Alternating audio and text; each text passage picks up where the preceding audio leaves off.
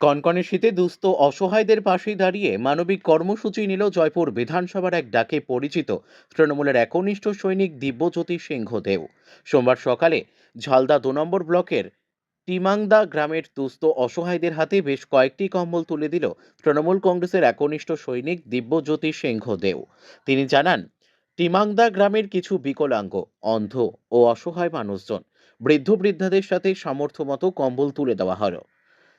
কনকনে শীতের ঠান্ডায় দুস্থ অসহায়দের পাশে দাঁড়ানোই মূল উদ্দেশ্য বলে জানান তিনি।